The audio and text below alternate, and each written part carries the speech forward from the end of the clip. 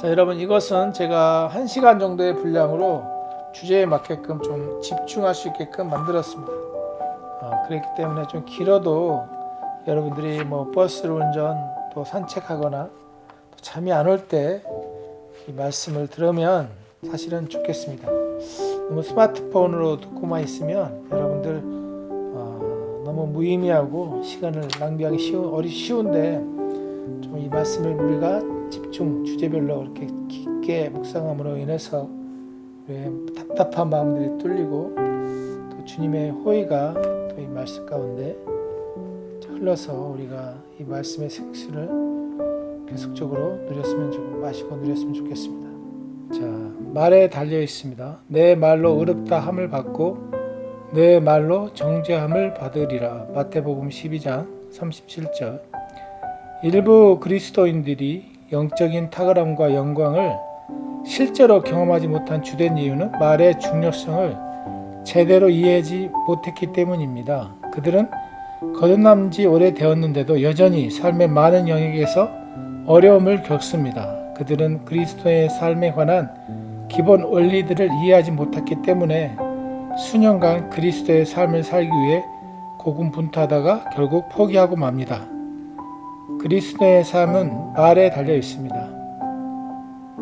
우리는 말을 통해 새로운 피조물의 실제 안에서 기능합니다. 이것은 앞서 우리가 구원을 얻을 수 있게 한 영적 원리입니다. 내가 만일 내 입으로 예수를 주로 시인하며 또 하나님께서 그를 죽은 자 가운데서 살리신 것을 내 마음에 믿으면 구원을 받으리라. 사람이 마음으로 믿어 의에 이르고 입으로 시인하여 구원에 이르느니라. 로마서 10장 9에서 10절 말씀이죠. 오직 예수의 주되심에 대한 우리의 믿음을 말할 때에만 우리의 구원은 실제가 됩니다. 구원은 그리스도 안에서의 모든 축복의 시작이며 이 원리가 구원에 적용된다면 그리스도 안에 있는 다른 모든 것에 대해서도 적용될 것입니다. 예수님은 이 땅에서 사역하셨을 때 완전한 성공 그 자체이셨습니다. 예수님은 아버지의 말씀을 말하셨고 그 말씀 안에서 사셨기 때문입니다. 그분은 요한복음 12장 49절에서 이렇게 말씀하셨습니다. 내가 내 자의로 말한 것이 아니요 나를 보내신 아버지께서 내가 말할 것과 이를 것을 친히 명령하여 주셨으니. 히브리서 13장 5에서 6절에 나와 있는 말씀인데, 돈을 사랑하지 말고 있는 바를 족한 줄로 알아. 그가 친히 말씀하시기를 내가 결코 너를 버리지 아니하고 너희를 떠나지 아니하리라 하셨느니라. 그러므로 우리가 담대히 말하되 주는 나를 돕는 이시니 내가 무서워하지 아니하겠노라. 사람이 내게 어찌하리요 하노라. 이 말씀은 우리가 말씀의 자녀이므로 우리의 고백이 하나님의 말씀과 일치해야 된다는 것을 의미합니다. 우리는 말씀으로 살아갑니다. 본문 9절에서 예수님께서 하신 말씀을 기억하십시오. 내 말로 의롭다함을 받고 내 말로 정죄함을 받으리라. 모든 것은 당신의 입을 통해서 나오는 바른 말들에 달려 있습니다. 고백. 나는 온전하고 믿음 충만한 말을 통해 승리하는 삶과 복된 미래를 창조합니다. 나는 나와 관련된 모든 것이 하나님의 신성한 공급과 운명에 일치하도록 내 삶과 미래를 지어갑니다. 나는 요동하지 않고 믿음의 고백을 굳게 붙잡습니다. 나는 신성한 건강, 초자연적인 풍성함, 지속적인 승리와 번영 안에 살고 있음을 선포합니다. 할렐루야. 이 말의 중요성에 대해서 또 말씀하신 그 부분을 보도록 하겠습니다. 7일 말을 통한 번영. 살리는 것은 육이니 살리는 것은 영이니 육은 무익하니라. 살리는 것은 영이니 육은 무익하니라. 내가 너희에게 이른 말은 영이요 생명이라. 요한복음 6장 63절. 여러 과학자들이 수년에 걸쳐 말이 자연적인 일들에 미치는 영향에 대해 실험해 왔습니다. 한 연구자는 같은 종류의 두 식물을 동일한 조건에 키웠습니다. 그는 한 식물을 향해서는 사랑과 친절의 말을 하고 다른 식물에게는 미움과 학대의 말을 했습니다. 그는 매일 두 식물에게 이런 말을 끊임없이 했습니다. 몇 주가 지나자 그가 친절하게 말했듯 식물은 잘 자랐지만 다른 식물은 연약해졌습니다. 그는 같은 방식으로 계속 말을 하였고 결국 긍정적인 말들은 그 말을 들은 식물은 꽃을 피웠지만 부정적인 말을 들었던 식물은 시들었습니다. 하나님께서 당신을 향해 계획하신 영광스러운 삶을 살기 원한다면 반드시 바른 말을 하는 법을 배워야 합니다. 당신이 번영하거나 실패하는 것, 혹 살거나 죽는 것은 당신의 말에 달렸습니다. 당신은 하나님의 형상과 모양을 따라 지어졌고 그것은 당신이 하나님과 같은 모습이고 그분처럼 기능한다는 뜻입니다. 하나님과 같이 당신이 하는 말은 영이며 생명입니다. 당신의 말은 그것이 전하거나 소통하는 메시지를 생산해냅니다.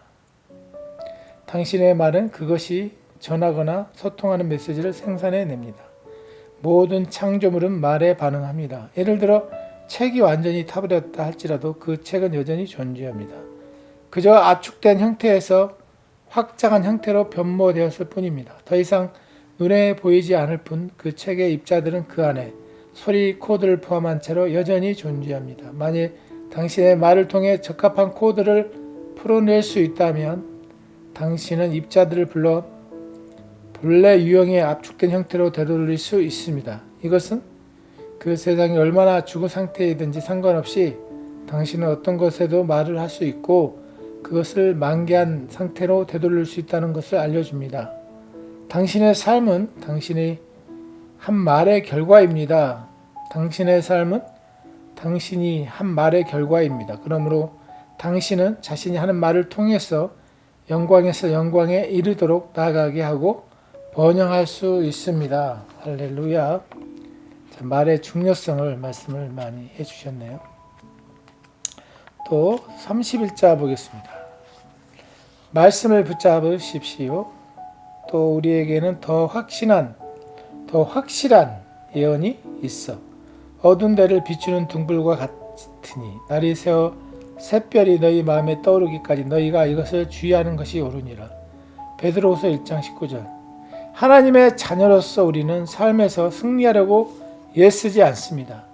우리가 직면하는 모든 상황은 실시간으로 벌어지는 일이 아닙니다. 우리는 대본대로 행동할 뿐입니다. 그 대본에 따르면 당신은 승리했다고 쓰여져 있습니다.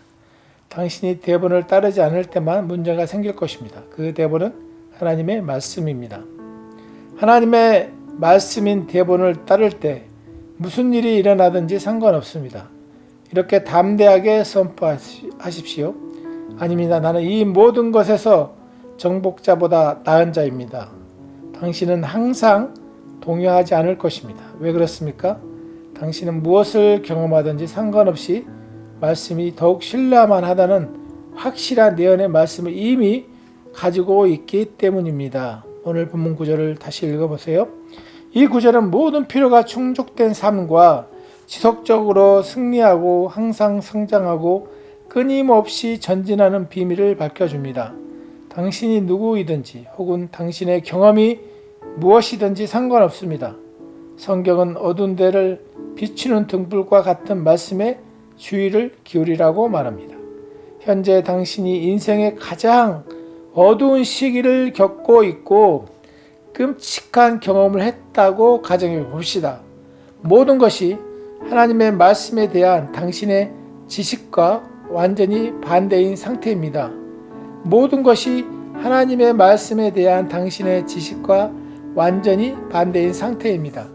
당신이 기도하고 있음에도 그 무엇도 바뀌고 있지 않는 것처럼 보입니다. 하나님께서 말씀하십니다. 깜빡이는 것 같은 예언의 말씀을 보고 그 말씀을 붙잡으라. 그 자리에서 절대 흔들리지 말고 내 자리를 지키라. 그러면 해가 뜰 때 샛별이 너의 마음에 떠오를 것이다. 할렐루야. 말씀을 붙잡고 있을 때 당신은 긴장을 풀어라. 모든 것이 괜찮다라고 말씀하시는 성령님의 음성을 듣게 됩니다. 말씀을 붙잡고 있을 때 긴장을 풀어라. 모든 것이 괜찮다. 모든 것이 괜찮다. 할렐루야. 어두워 보이는 곳에도 하나님의 말씀이 있고 당신의 직면하는 도전은 지나갑니다. 할렐루야. 그러므로 포기하거나 낙담하기를 거절하십시오. 할렐루야. 나는 삶의 상황들로 인해 동요하거나 흔들리지 않습니다. 끊임없이 이기고 항상 성장하며 진보하고 넘어지지 않는 비결을 알고 있기 때문입니다. 할렐루야. 나를 대적하여 무슨 일이 일어나든지 말씀이 나의 확신이자 유익입니다. 할렐루야. 자, 이 말씀을 붙잡는 게 우리에게 가장 중요하다고 말씀을 또 해주셨습니다. 자, 행복한 삶의 비결. 그러므로 생명을 사랑하고 좋은 날 보기를 원하는 자는 혀를 금하여 악한 말을 그치며 그 입술로 거짓을 말하지 말고 악에서 떠나 선을 행하고 화평을 구하며 그것을 따르라. 베드로전서 3장 10절에서 11절. 당신을 향한 하나님의 계획은 주변에서 무슨 일이 일어나든지 상관없이 당신이 영광스러운 삶을 살며 날마다 행복하고 기뻐하는 것입니다. 당신을 향한 하나님의 계획, 주변에 무슨 일이 일어나든지 상관없이 당신이 영광스러운 삶을 살며 날마다 행복하고 기뻐하는 것입니다. 이러한 삶을 말씀을 따라 살 때 가능합니다. 하나님의 말씀은 하나님 중심의 성취하는 삶을 살기 위해 그에 따라 행동할 수 있도록 성공을 위한 기본 원리를 밝혀줍니다. 예를 들어 오늘의 본문 구절은 행복한 삶을 사는 방법에 대해서 매우 교훈적인 내용을 담고 있습니다. 리빙 바이블은 TLB는 번역본이 이렇게 말하고 있습니다. 생명을 사랑하며 행복한 생활을 원하는 사람은 악한 말이나 거짓말을 해서는 안 된다. 그는 악에서 떠나 선한 일을 하며 평화를 추구해야 한다. 베드로전서 3장 10에서 11절. 말씀은 분명하게 훈계하고 있습니다. 멋진 삶을 원하십니까? 그것은 당신에게 달려 있습니다. 악을 삼가고 선을 행하십시오. 모든 사람과 평화롭게 지내시고 이 말씀을 적용하세요. 하나님은 당신에게 성공적인 삶의 비결을 알려주십니다. 그 삶은 기쁨과 선한 것들로 충만한 삶입니다.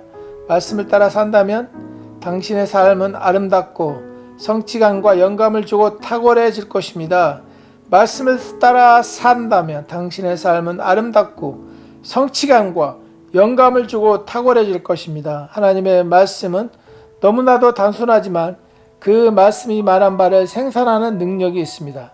말씀은 당신의 삶에 대한 설명서이며 당신을 의와 영광스러운 승리로 인도하는 빛입니다. 예를 들어 데살로니가전서 5장 16절은 말하고 있습니다. 자, 데살로니가전서 5장 16절. 항상 기뻐하라. 자, 당신 삶에 이 말씀을 적용하십시오. 항상 기쁨으로 충만하십시오. 주님의 기쁨이 당신의 힘이기 때문입니다. 사랑하는 아버지, 아름답고 특별하고 신나고 성취감을 주고 특출하고 탁월한 삶을 주셔서 감사합니다. 내 삶은 기쁨과 탁월함과 평안을 발산하는 영광스러운 삶입니다. 부정적인 상황과 상관없이 나는 안으로부터 기쁨을 불러일으킵니다.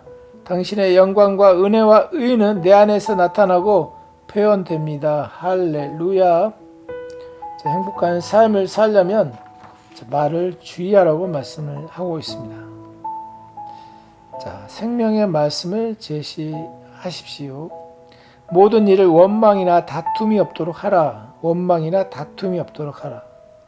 이는 너희 하나님의 아들이 흠없고 순전하여 너희 하나님의 아들들이 흠없고 순전하여 삐뚤어지고 변질된 민족 가운데서 책망받지 않게 하려 함이니 너희는 세상에서 빛들을 비추는 자들이라. 생명의 말씀을 제시하여 내가 헛되이 달라지지도 아니하였고 헛되이 수고하지도 아니하였다는 것을 그리스도의 날에 내가 자랑하려 함이라. 빌립보서 2장 14, 16절 한글 킹 제임스 번역입니다.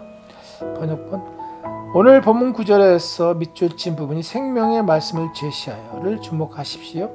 자, 생명의 말씀을 제시할 때 당신은 세상에 예수님을 제시하는 것입니다. 왜냐하면 예수님이 바로 살아있고 성육신하신 말씀이시며 그분의 생명이시기 때문입니다. 당신이 그분의 말씀을 묵상하고 날마다 말씀으로 산다면 당신의 삶은 지속적으로 예수님을 나타냅니다. 고린도후서 3장 18절은 말합니다. 우리가 다 수건을 벗은 얼굴로 거울을 보는 것 같이 주의 영광을 보매 그와 같은 형상으로 변화하여 영광에서 영광에 이르니 곧 주의 영으로 말미암음이라. 당신이 그리스도의 아름다움이 나타나 있는 하나님의 거울, 그분의 말씀을 들여다볼 때 당신은 말씀에서 보는 것과 같은 영광의 형상으로 변모됩니다. 그러면 당신은 더 이상 자신이 생각했던 것처럼 약하고 고군분투하는 사람이 아니라는 것을 발견하게 됩니다. 당신은 다른 사람들이 묘사한 것 같이 두려워하거나 복수심에 불타거나 거만한 사람이 아닙니다. 당신은 하나님의 영광입니다. 그리스도가 당신의 아름다움이자 지혜이며 의이십니다. 그리스도 예수가 아버지의 영광의 광채이듯이 당신도 그분의 영광의 광채입니다. 주께서 그러하신 것 같이 우리도 이 세상에 그러합니다. 요한일서 4장 17절. 그러므로 말씀을 묵상하는 것이 중요합니다. 말씀은 그리스도 안에 있는 당신의 근원과 정체성과 유업을 밝혀줍니다. 하나님의 말씀을 공부할 때 건성으로 하지 말고 의식적으로 일상되게 하십시오. 말씀은 당신의 믿음을 세워주고 당신이 그리스도 예수의 안에서 지식 안에서 자라가도록 도와줄 것입니다. 고백. 사랑하는 아버지, 당신의 말씀 안에서 영광스러운 실제를 볼 수 있는 능력을 주셔서 감사합니다. 말씀을 묵상할 때 나는 그와 똑같은 영광의 형상으로 변모됩니다. 나는 나의 세상에서 당신의 의, 선하심, 탁월함, 영광, 은혜, 능력을 나타냅니다. 나는 그리스도 안에 있는 나의 유업과 권세와 능력의 실제 안에서 삽니다. 할렐루야. 자, 이제 말에 대한 부분을 이제 마지막으로 하나 더 읽어드리겠습니다. 하나님의 말씀의 진리를 고백합시다. 기록된 바 내가 믿었음으로 말하였던 것 같이 우리가 같은 믿음의 마음을 가졌으니 우리도 믿음으로 또한 말하노라. 고린도후서 4장 13절. 자, 디모데후서 3장 1절은 마지막 때 위험한 시기들이 있을 것이라고 경고합니다. 그럼에도 불구하고 로마서 8장 35, 30절은 마지막 때 징조를 묘사한 환난, 공경, 박해, 위험, 전 세계적인 전염병에도 우리는 두려워할 필요가 없다고 말합니다. 누가 우리를 그리스도의 사랑에서 끊으리요? 환난이나 공고나 박해나 기근이나 적신이나 위험이나 칼이라. 그러나 이 모든 일에 우리를 사랑하시는 이로 말미암아 우리가 넉넉히 이기느니라. 로마서 8장 35, 37절 말씀이었습니다. 당신이 해야 할 일은 하나님의 말씀을 붙잡는 것입니다. 그것은 하나님의 말씀을 알고 그 말씀이 당신의 의식이 되게 하게 하고 고백함으로써 말씀을 확고히 하는 것입니다. 고백하는 것에는 능력이 있습니다. 예를 들어 너를 치려고 제조된 모든 연장이 쓸모가 없을 것이라. 이사야 54장 17절은 말합니다. 예수님은 누가복음 10장 19절에서 내가 너희에게 뱀과 정갈을 밟으며 모든 원수의 능력을 제어할 권능을 주었으니 너희를 해칠 자가 없으리라 말씀하셨습니다. 또한 요한복음 16장 33절에서는 이것을 너희에게 이르는 것은 너희로 내 안에서 평안을 누리게 함이라. 세상에서 너희가 환난을 당하나 담대하라. 내가 세상을 이겼노라 말씀하셨습니다. 이러한 진리들을 믿고 고백하십시오. 예수님은 그분 자신을 위해서가 아니라 당신을 위해 세상을 이기셨습니다. 그분은 세상과 모든 악과 어둠과 그것에 속한 모든 부정적인 것들을 이기시고 당신에게 승리를 주셨습니다. 당신 지금 해야 할 일은 그 승리를 당신의 믿음 충만한 고백으로 확고히 하고 지속적으로 누리는 것입니다. 예수님은 마가복음 1장 23절에서 이렇게 말씀하셨습니다. 내가 진실로 너에게 이르노니 누구든지 이 산더러 들리어 바다에 던져지라 하며 그 말하는 것이 무엇인지 이룰 줄 믿고 마음에 의심하지 아니하면 그대로 되리라. 당신의 입에 있는 하나님의 말씀은 창조적인 능력이 있습니다. 하나님을 찬양합니다. 내 삶은 영광과 아름다움을 위한 것임을 선포합니다. 나의 길 위에는 생명, 성공, 승리, 건강이 있습니다. 전 세계의 아픔과 고통 가운데 있는 하나님의 사람들에게 하나님의 치유하는 능력이 역사하여 그들이 온전히 건강해지기를 예수의 이름으로 기도합니다. 할렐루야. 자, 우리의 삶에 관한 말씀을 또 보도록 하겠습니다. 연달아서 우리 삶 속에서 이 말씀이 깊이 뿌리내리기를 원합니다. 자, 돈은 허상일 뿐입니다. 그런즉 누구든지 사람을 자랑하지 말라. 만물이 다 너희의 것임이라. 고린도전서 3장 21절. 자, 돈이 이 세상의 사람들을 속이며 집중을 방해하는 요소입니다. 많은 사람들이 깨닫지 못하지만 이것은 사실입니다. 하나님의 세상을 만드셨을 때 그곳에는 돈과 같은 것이 없었습니다. 돈은 나중에 생겨난 것입니다. 세상은 돈과 함께 시작되지 않았습니다. 그러나 오늘날 우리는 돈이 하늘에서 떨어진 것처럼, 그리고 하나님께서 돈을 쓰라고 우리에게 말씀하신 것처럼 행동하고 있습니다. 그러나 그렇지 않습니다. 이 속임수를 쉽게 이해할 수 있는 방법이 있습니다. 당신이 은행에 돈을 입금할 때 지폐마다 당신의 이름을 쓰거나 당신의 돈을 따로 보관하기 위해 특별한 보관함은 없습니다. 그렇다면 은행에서 당신을 위해 보관해둔 돈은 모두 어디에 있습니까?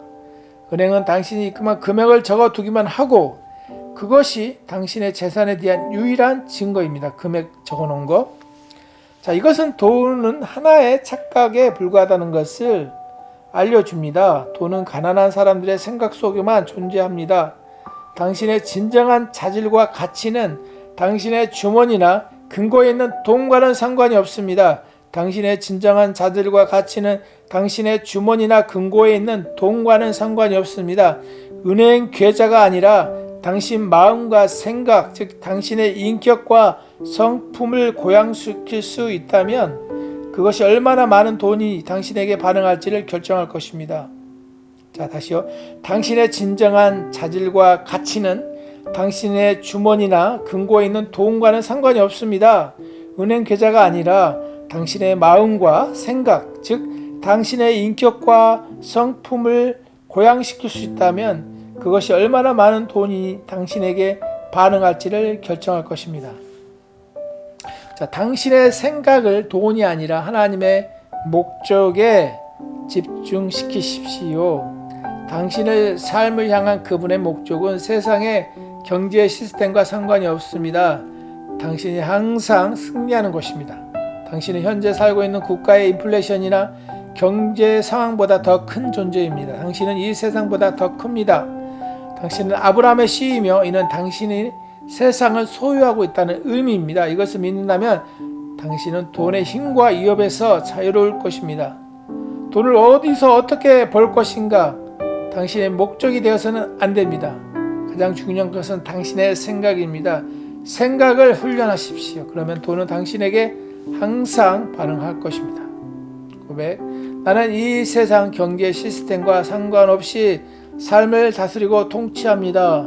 나는 내 인생을 향한 하나님의 목적과 계획을 완수하며 그분께서 나를 위해 예정하신 길을 따라 걷습니다. 그분은 생명과 경건에 속한 모든 것을 나에게 주셨으며 나는 아브라함의 씨로서 누리는 번영과 풍성함의 은혜를 기뻐합니다. 할렐루야, 할렐루야. 아멘. 주여. 자, 25일절을 볼까요? 그 무엇도 당신의 열정을 소멸시키지 않게 하십시오. 할렐루야. 내가 복음을 전할지라도 자랑할 것이 없으면 내가 부득불한 일임이라. 만일 내가 복음을 전하지 아니하면 내게 화가 있을 것이로다. 고린도전서 9장 16절. 자, 수년 전 저에게는 같이 사역을 하던 친구들이 있었습니다. 그들은 주님을 사랑했지만 그들이 극단적이라고 생각하는 나의 모습으로 인해 어려움을 겪었습니다. 저는 항상 복음에서 열정적이었습니다. 저는 마을과 학교에서 집회를 열었고 교회에서 여러 프로그램과 세미나를 조직했습니다. 저는 복음을 위해 끊임없이 일하고 있었습니다. 그들은 시간이 지나면 제가 저의 극단적인 입장과 행동이 잘못되었다는 것을 깨닫고 교훈을 얻은 뒤 그들의 수준으로 내려올 것이라고 생각했습니다. 그러나 수년이 흐른 후에도 나는 그런 식으로 주님을 섬긴 것에 대해 전혀 후회하지 않습니다. 성경을 이해하지 못했다면 저는 그런 사람들을 만족시키기 위해 적당히 주님을 섬기려고 노력했을 것입니다. 그랬다면 오늘날 우리가 세상에 끼치는 영향력은 없었을 것입니다. 그런 식으로 많은 사람들이 설득됩니다. 다르게 사세요. 그리고 집중하세요. 주님을 섬기는 것에 전념하십시오. 비전을 붙잡고 있다면 그리스도의 복음에 대한 당신의 열정에 집중하십시오. 그것이 옳습니다. 바울과 같이 사십시오. 온 세상에 복음을 전파하는 일이 당신에게 달려있는 것처럼 복음에 헌신하십시오. 그렇게 할 때 당신이 그분의 꿈을 성취할 수 있도록 하나님의 은혜가 당신에게 베풀어질 것입니다. 기억하십시오. 이것은 주님의 사역입니다. 주님은 자신의 일을 당신을 통해서 하시고자 하십니다. 당신은 그분의 옷입니다. 그분은 당신 안에서 당신을 통해 말씀하시고 당신의 눈을 통해 보시고 당신의 손을 통해 일하십니다. 할렐루야. 고린도후서 6장 16절은 말합니다. 내가 그들 가운데 거하며 두루 행하여 할렐루야. 그분은 당신이 내 주님 저는 준비되어 있습니다 라고 말하기를 원하십니다. 그러면 그분께서 당신을 통해 그분의 목적을 이루실 것입니다. 복음을 향한 당신의 열정이 계속해서 불타게 하십시오. 주님과 그분의 사역에 대한 당신의 열정을 소멸시키려는 일이나 사람을 내버려 두지 마십시오.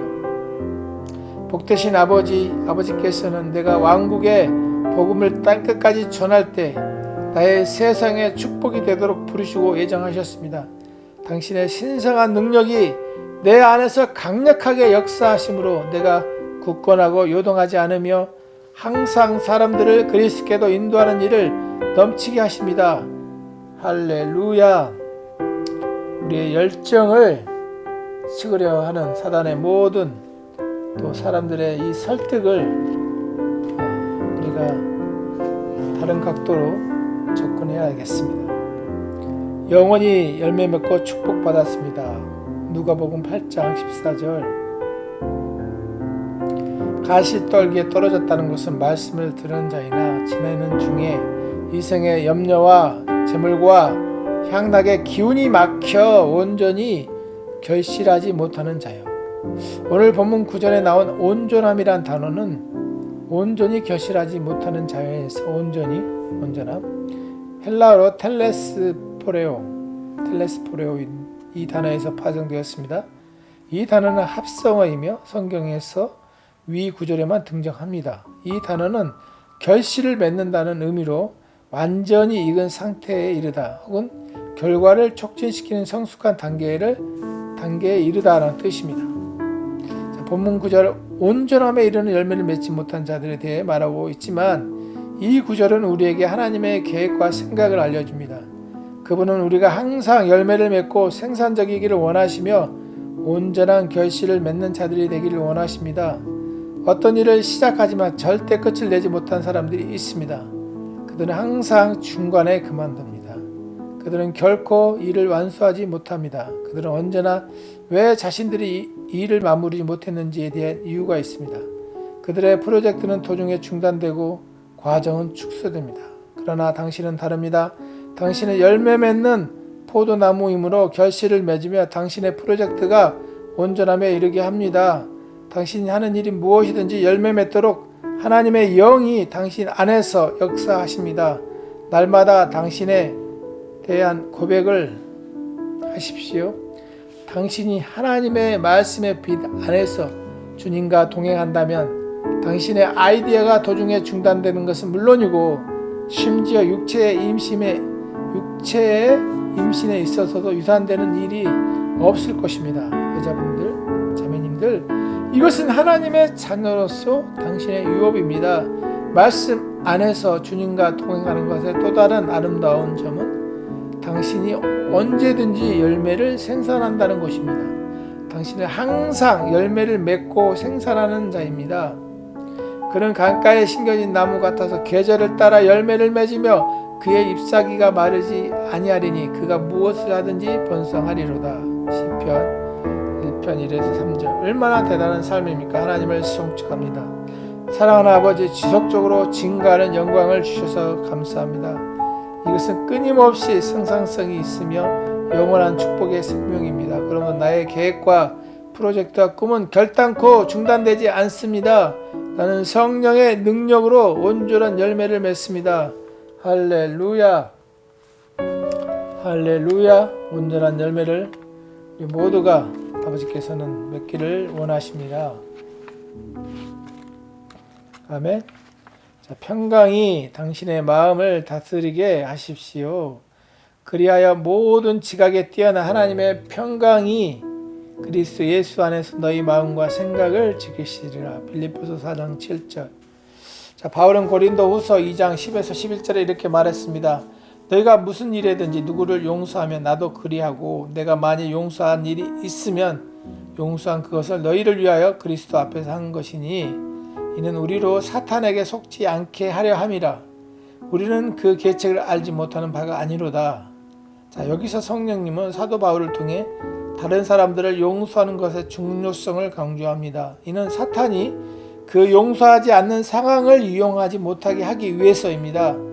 용서하는 것은 그리스도의 평강이 당신의 마음을 다스리도록 하는 것입니다. 불쾌하거나 화날 이유가 있을 수도 있습니다. 그러나 에베소서 4장 26절은 말하죠.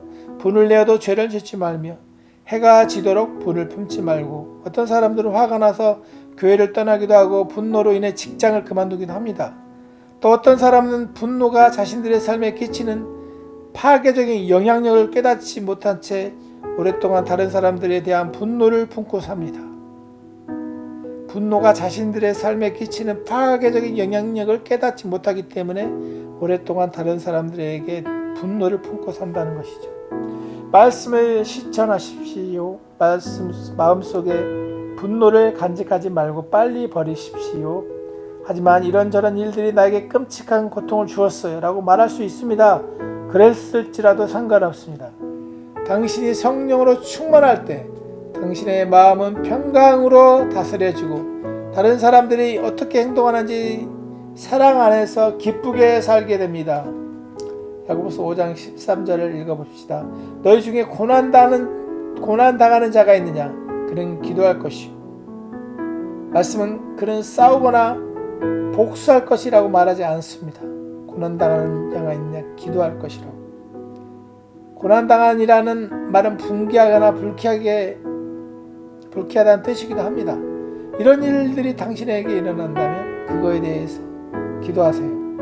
건강하거나 걱정하거나 억울해지거나 이런 불안정한 감정이 있을 때 성경은 말합니다. 아무것도 염려하지 말고 다만 모든 일에 기도와 간구로 너희 구할 것을 감사함으로 하나님께 아뢰라.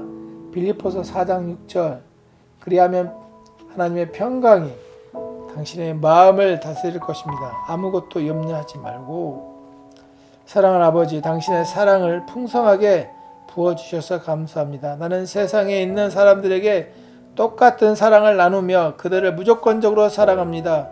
나에게 당신처럼 용서하고 사랑할 수 있는 능력을 주셔서 감사합니다. 할렐루야. 자, 우리의 마음을 다스리는 것이 굉장히 중요하다고 말씀을 하셨습니다. 자, 또 보겠습니다. 계속해서 연달아 가정 가운데 있죠.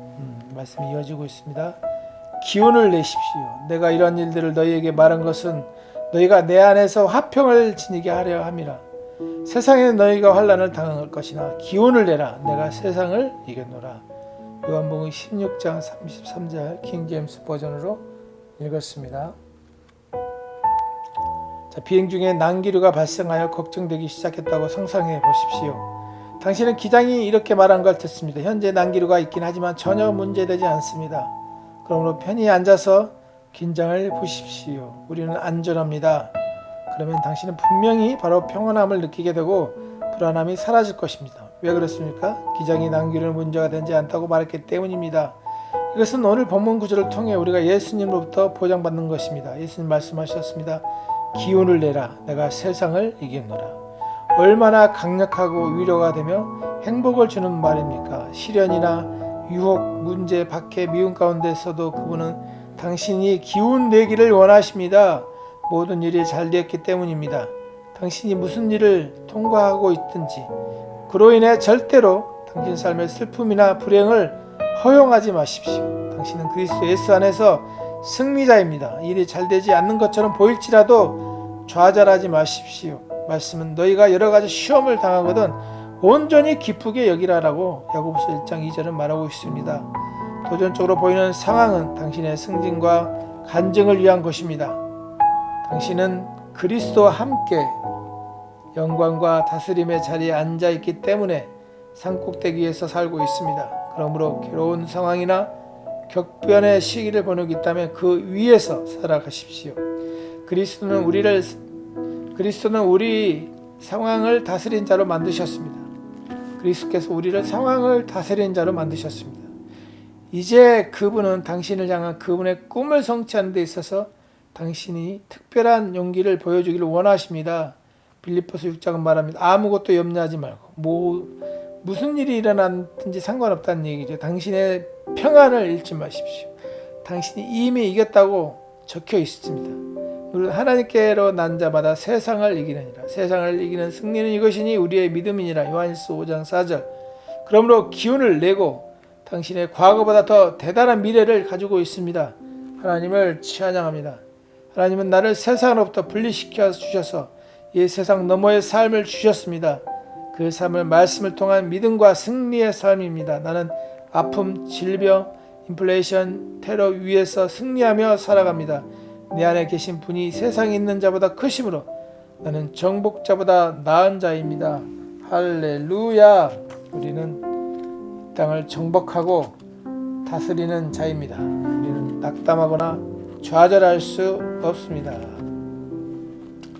모든 사람을 위해 충분합니다. 지금 내가 여러분을 주와 및 그 은혜의 말씀에 부탁하노니 그 말씀이 여러분을 능히 든든히 세우사 거룩하게 하심을 입은 모든 자 가운데 기업이 있게 하시리라. 행전 20장 32절. 오늘날 세상에는 부유한 사람들보다 가난한 사람들이 훨씬 많아 보입니다. 그러나 하나님의 계획과 목적과 원리 그리고 성경에 따르면 이 세상은 가난한 사람들보다 부유한 사람들이 더 많도록 설계되었습니다. 대부분의 사람들은 이 사실을 모르고 있지만 그것이 원래 하나님의 계획이었습니다. 하나님의 말씀은 이 세상 모든 사람들을 위해 넘치도록 충분하게 있다고 말씀하십니다. 오늘 본문 구절을 다시 읽어봅시다. 하나님의 말씀은 당신에게 유업을 줄 수 있다고 말합니다. 말씀은 차별하지 않습니다. 말씀대로 행한다면 말씀은 당신 안에서 그리고 당신 위에 결과를 낼 것입니다. 그리스도 예수 안에서 당신을 위한 유업이 있습니다. 당신이 이 땅 가장 지저분한 곳에서 가장 가난한 조상들의 후손으로 태어났을지라도 상관없습니다. 그리스도 안에서는 누구도 가난하지 않습니다. 당신이 가난한 상태에서 예수님께 나왔을지라도 성경은 이렇게 말하고 있습니다. 가난한 자를 진토에서 일으키며 빈궁한 자를 거듭 더미에서 올리사 귀족들과 함께 앉게 하시며 영광의 자리를 차지하게 하시는도다. 3상 2에서 8절. 지금 당신의 삶에서 어느 위치에 있습니까? 하나님의 말씀은 당신에게 실제적인 변화, 상태의 변화, 질적인 변화, 성품의 변화, 진정한 변화를 줄 수 있습니다. 그것이 하나님께서 그분의 목적을 우리 안에서 성취하는 방식입니다. 하나님은 그분의 말씀을 통해서 그 일을 하십니다.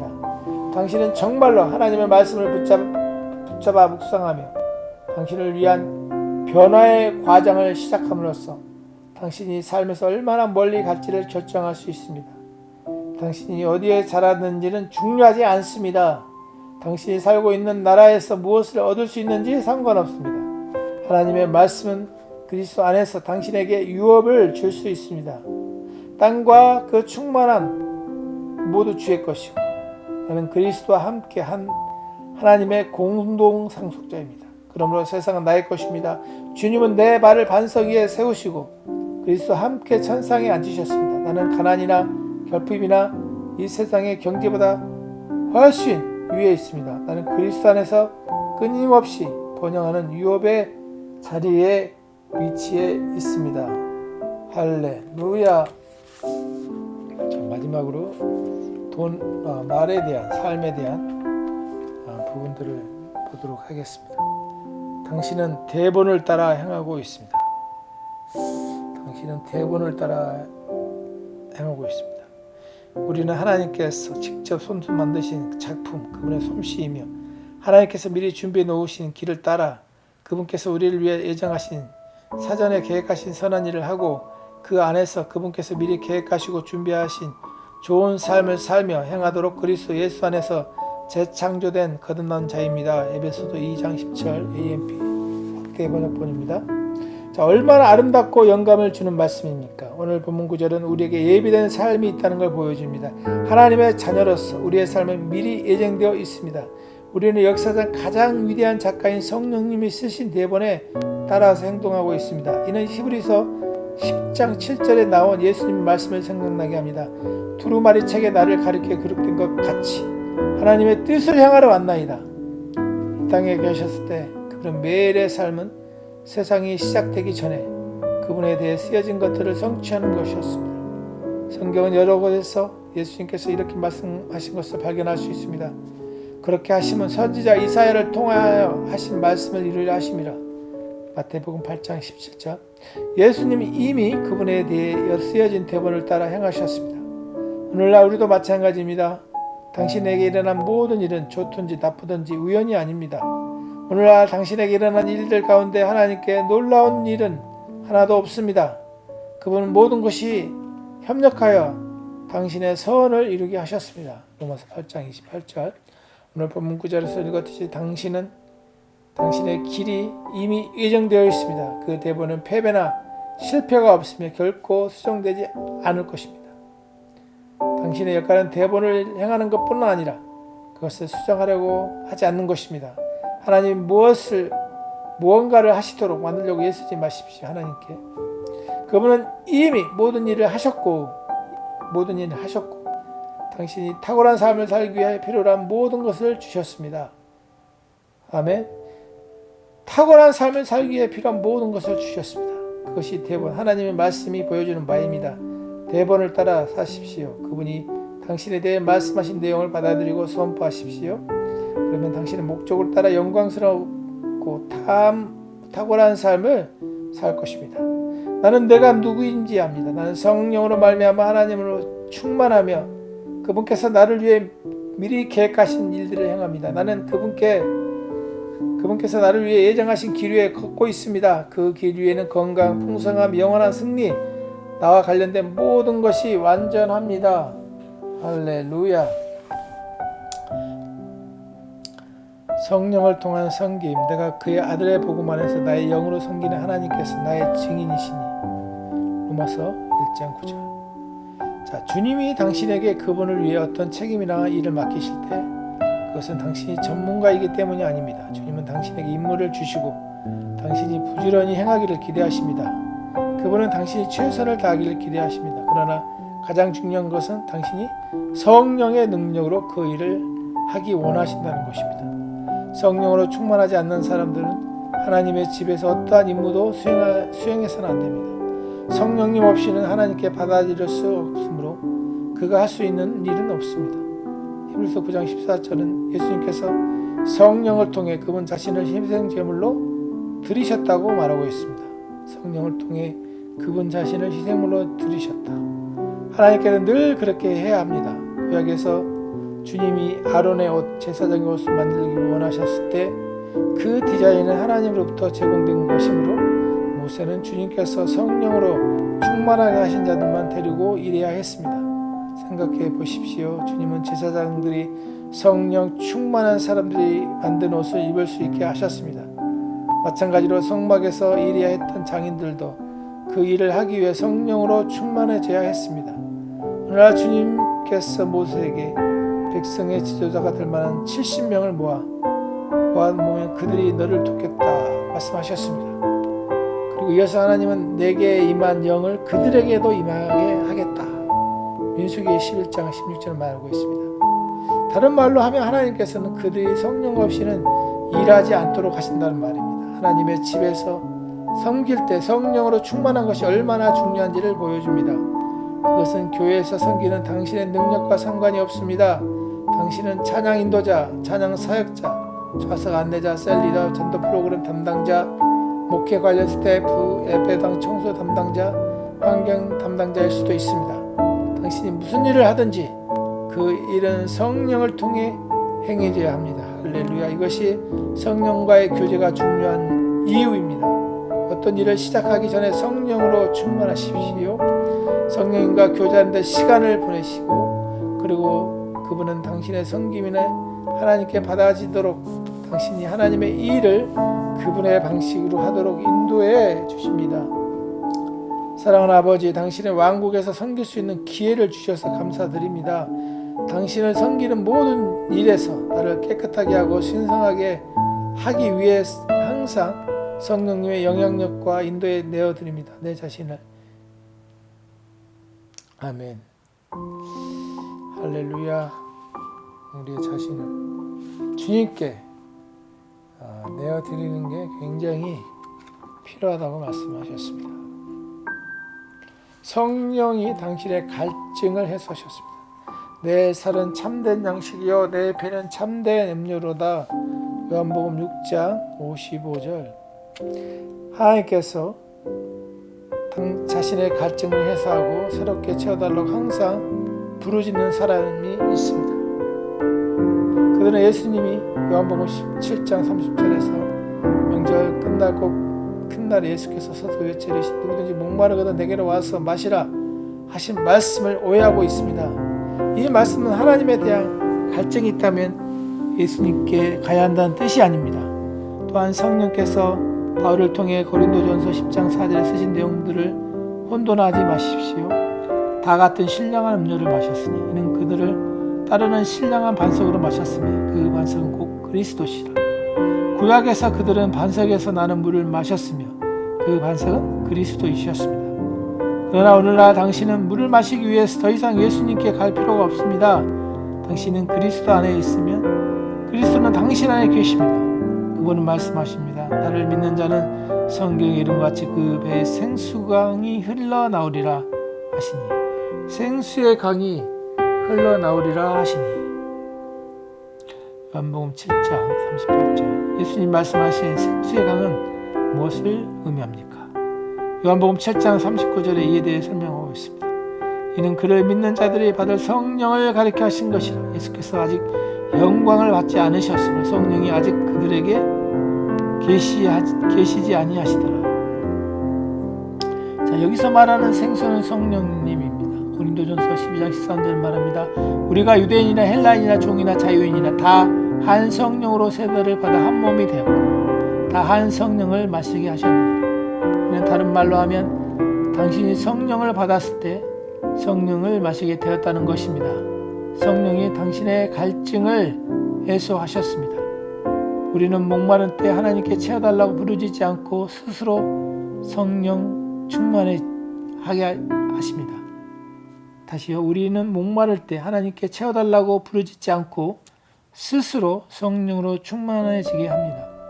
말씀은 이를 어떻게 하는지 보여주고 있습니다. 술 취하지 말라. 이는 방탕한 것이 오직 성령으로 충만함을 받으라. 시와 찬송과 신령한 노래, 영의 노래, 영 안에서 부르는 노래들로 화답하며 너희 마음을 주께 노래하며 찬송하며. 에베소서 5장 18, 19절. 이것이 성령 안에서 끊임없이 채워지고 흠뻑 적셔지는 방법입니다. 당신의 심령으로 주님께 노래하고 곡조를 쥐어 부르는 것은 영 안에서 당신 자신에게 사역하는 것입니다. 자, 당신의 심령으로 주님께 노래하고 곡조를 쥐어 부르는 것은 영 안에서 당신 자신에게 사역하는 것입니다. 조금 어려울 수 있죠.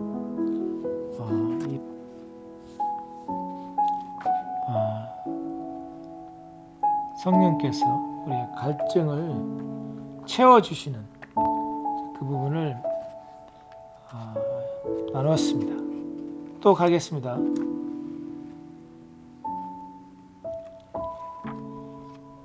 당신 안에서 일하시는 하나님, 내가 아버지 안에 거하고 아버지는 내 안에 계신 것을 내가 믿지 아니하느냐. 내가 너에게 이런 말은 스스로한 것이 아니라 아버지께서 내 안에 계셔서 그의 일을 하는 것이라. 요한복음 14장 10절. 성령은 삼위일체 하나님 가운데 실질적으로 행동을 담당하시는 분이십니다. 그분은 하나님의 능력이십니다. 그분은 하나님의 일들을 수행하십니다. 사람은 성령님으로 말미암아 창조되고 형성되었습니다. 하나님께서 그분의 보좌 밖에서 하시는 모든 일은 성령님을 통해서 이루어집니다. 성령님 없이는 그 무엇도 일어나지 않습니다. 그분이 없이는 생명도 없습니다. 주 예수님은 이 땅에서 그분의 사역을 하시는 동안 성령님 없이는 그 어떤 일도 하지 않으셨습니다. 오늘의 본문 9절에서 예수님은 성령님을 그분 안에 사시고 일하신 하나님과 동일시하였습니다. 그리스도인으로서 당신의 삶에서 이 사실을 인식해야 합니다. 성령님은 특별하고 완전한 성공의 열쇠입니다. 성경에서 그분과 함께 동행했던 인물 중에는 그 누구도 실패하지 않았습니다. 그분을 받아들인 사람 누구나 통치권을 얻고 승리자가 되었습니다. 오늘날 교회 많은 사람들은 성령님이 어떤 분이신지, 우리 삶에서 그분이 하시는 사역이 무엇인지에 대해서 알아야 합니다. 성령님은 하나님이십니다.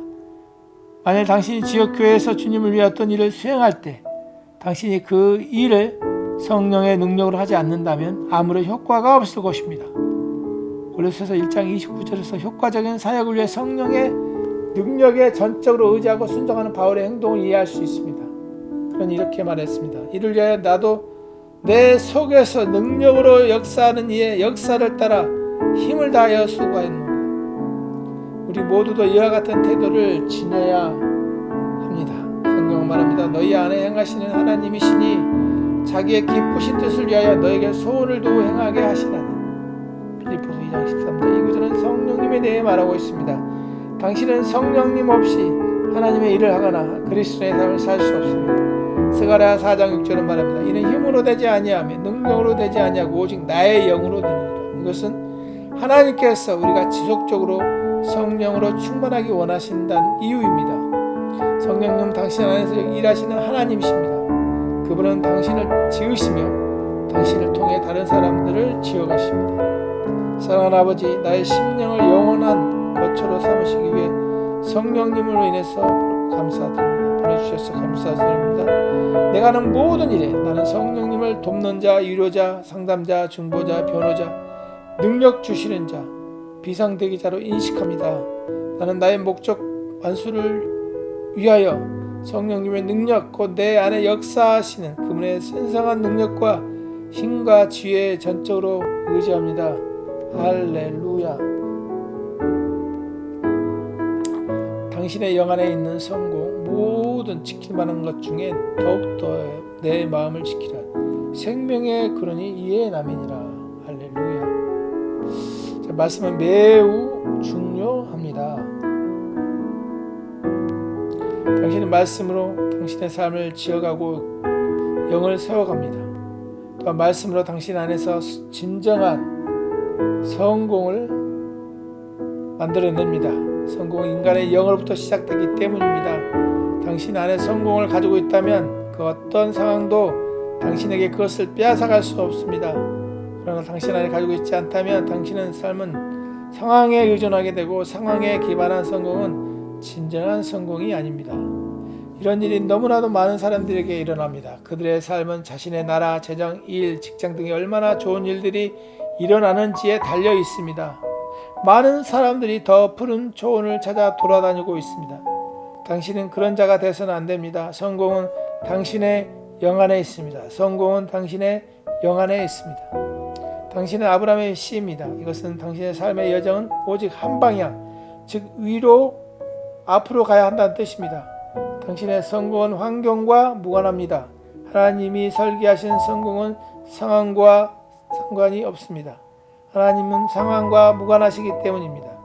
당신은 하나님의 형상과 모형을 따라 창조되었습니다. 그분은 당신에게 주신 본성은 계속 증가하는 영광과 탁월함이며 항상 진보하는 것입니다. 이것이 당신의 사고방식이 되어야 합니다. 그렇지 않다면 당신은 상황에 의존하며 상황이 좋아지기를 기도하는 사람들처럼 될 것입니다. 그러나 말씀을 아는 하나님의 자녀는 그렇게 살지 않습니다. 그는 안으로부터 성공을 만들어냅니다. 성경은 삶의 모든 재물들이 당신의 마음에서 나왔다고 말합니다. 잠언 4장 23절에 주 예수님은 마태복음 12장 35절에 이렇게 말하고 있습니다. 선한 사람은 그 쌓은 선에서 선한 것을 내고 악한 사람은 그 쌓은 악에서 악한 것을 내느니라. 성공과 삶의 모든 좋은 곳이 당신 안에 있습니다. 그것들을 바깥으로 나타내십시오. 더 크신 분이 내 안에 사십니다. 나의 영은 주변의 환경과 상관없이 항상 선한 것들을 나타내도록 깨어있고 활성화합니다. 내 영에 있는 하나님의 말씀은 언제나 어디서나 부와 영광과 성공을 가져옵니다. 하나님의 말씀은 언제든지 부와 번영과 성공과 기쁨을 우리에게 가져다 줍니다. 할렐루야. 당신 안에 계신 그리스도를 인식하십시오. 믿음으로 말미암아 그리스도께서 너희 마음에 계시게 하옵시고 너희가 사랑 가운데 뿌리가 박히고 터가 굳어져서 에베소서 3장 17절. 어떤 그리스도인들은 말씀에 대한 무지로 인해 신약과 일치하지 않는 노래를 부릅니다. 예를 들어 성령님 나에게 임하소서라고 부르기도 합니다. 이것은 말이 되지 않습니다. 성령은 당신 안에 사시기 때문입니다. 그분은 하늘에 계시지 않습니다. 그리고 그분은 어디에서 내려오셨겠습니까? 그들은 이런 노래를 부르면서 자신들이 축복받고 있다고 생각하며 감정적으로 격양되거나 울기도 합니다. 그러나 사실 그들은 축복을 받고 있지 않습니다. 오히려 그런 노래들은 고치기 어려운 불신앙을 만들어내고 결과적으로 그들의 믿음은 더욱 약화되고 효과 없게 됩니다.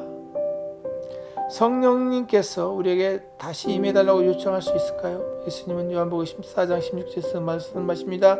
내 아버지께 구하겠으니 그가 또 다른 보혜사를 너희에게 주사 영원토록 너희와 함께 있게 하리니. 성령님은 오순절 나 이후 이래로 다시 돌아가지 않으셨으며 결코 우리를 떠나시지 않으십니다. 하나님의 자녀들이 이미 그들이 소유한 것을 구하는 모습을 보는 것은 그리스도의 지체로서 참으로 안타까운 것입니다. 이것은 오늘 본문 구절에서 사도 바울이 이렇게 기도하는 이유와 연관되어 있습니다. 믿음으로 말미암아 그리스도께서 너희 마음에 계시게 하옵시고. 당신은 그리스도께서 이미 우리의 마음에 새긴 것이 아니었습니까? 하고 물을 수도 있습니다. 바울은 우리의 마음이라고 말하지 않은 것을 보십시오. 그는 그리스도 안에서 영적으로 성숙하지 않는 자들을 위해서 기도했던 것입니다. 우리는 영적으로 어린 자들을 위해 그렇게 기도해야 합니다. 왜냐하면 그들은 내주하시는 그리스도를 인식한 적이 없기 때문입니다. 안타깝게도 오랫동안 그리스도인이었던 사람들도 오늘날 이런 기도가 필요합니다. 그들 역시 내주하시는 그리스도를 인식하지 않고 살았기 때문입니다. 그들은 여전히 그들 안에 있는 것을 찾고 있습니다. 그들은 하늘에서 뭔가 내려오기를 원합니다. 그러나 그들이 구하는 것 무엇이든지 이미 그들에게 주어졌습니다. 베드로후서 1장 3절에 골로새서 1장 27절 너희 안에 계신 그리스도는 영광의 소망이니라고 말하고 있습니다. 당신 안에 계신 그리스도를 인식하십시오. 그리스도는 내 심령을 그분의 거처로 삼으셨기 때문에 내 안에 살아계십니다. 그분과 관련된 모든 것이 내 영 안에 있습니다. 나는 자연스럽게 초자연적을 삶을 살아갑니다. 그리스도가 내 안에 계시기 때문입니다. 나는 무엇에 대해서도 어두운 가운데 걷지 않습니다. 내가 그리스도 안에서 나의 운명을 성취하도록 의의 길로 인도하시는 내 심령에 있는 그분의 빛을 인식하기 때문입니다. 할렐루야. 자, 하나만 읽어드리고 마치겠습니다. 세상의 영을 주의하십시오. 이 세상이나 세상에 있는 것들을 사랑하지 말라. 누구든지 세상을 사랑하면 아버지의 사랑이 그 안에 있지 아니하리라. 요한일서 2장 15절. 많은 그리스도인들이 의식하지 못하지만 고린도전서 2장 12절에 언급되어 있는 영의 한 종류가 있습니다. 그것은 세상의 영입니다. 우리가 세상의 영을 받지 않고 오직 하나님으로부터 온 영을 받았으니 이는 우리로 하여금 하나님께서 우리에게 은혜를 주신 것들을 알게 하려 하십니다. 그리스도인들의 세속적인 마음은 이 영에서 비롯됩니다. 이 영은 세상의 유행을 이끄는 영입니다. 그리스도인들이 주의하지 않는다면 그들은 세상의 유행을 따라가고 있는 자신을 발견하게 될 것입니다. 자신들이 세상의 영에 휘둘리고 있다는 것을 모른 채 세상이 말하는 것이나 일어난 일들에 대해 휩쓸려 가는 것입니다. 우리는 성경에서 말하는 사라질 이 세상의 유형을 따르지 않고도 세상의 물건을 다 쓸 수 있습니다. 고린도전서 7장 31절 보세요. 이 세상의 유행은 세상의 동향을 말하면서 세상의 영 아래 있습니다. 사단이 이 세상 시스템의 신이라는 것을 기억하십시오. 그러면 오늘 본문 9절이 이 세상이나 세상에 있는 것들을 사랑하지 말라고 말할 때 위에 언급된 세상에 대해 말하고 있는 것입니다. 이 세상 시스템에 통제되거나 영향받기를 거절하십시오. 예수님은 당신이 이 세상에 있지만 세상에 나지 않았다고 말씀하고 계십니다. 할렐루야. 오늘날 어떤 사람들은 떠내려가듯이 살고 있습니다. 그들은 거듭났음에도 불구하고 이 세상에 정복되어 살아갑니다. 그들은 복음에 기반한 삶의 동기를 가지고 있지 않습니다. 당신의 삶의 동기는 무엇입니까? 당신의 삶의 동기는 반드시 그리스도와 그분의 죽으신 목적이 있어야 합니다. 이 쇠퇴하는 세상의 일시적인 것들에 집중하지 마십시오. 흔히 말하는 유행들 중 그 무엇에 대해 진정한 기쁨을 줄 수 없습니다. 바울은 갈라디아서 6장 14절에 이렇게 말했습니다. 그러나 내게는 우리 주 예수 그리스도의 십자가 외에는 결코 자랑할 것이 없으니 그러므로 말미암아 세상이 나를 대하여 십자가에 못 박히고 내가 또한 세상에 대하여 그러하니라. 이것이 당신이 가져야 할 태도입니다. 사랑하는 아버지, 제 삶에서 내 길을 인도하시는 성령님의 내주하심에 감사드립니다. 나는 세상의 영에 흔들리지 않기를 거절합니다. 나는 이 세상의 유행이나 동향에 휘혹되지 않습니다. 나는 위에서 왔으며 위에 있는 것들에 마음을 둡니다. 예수님의 이름으로 기도합니다. 할렐루야.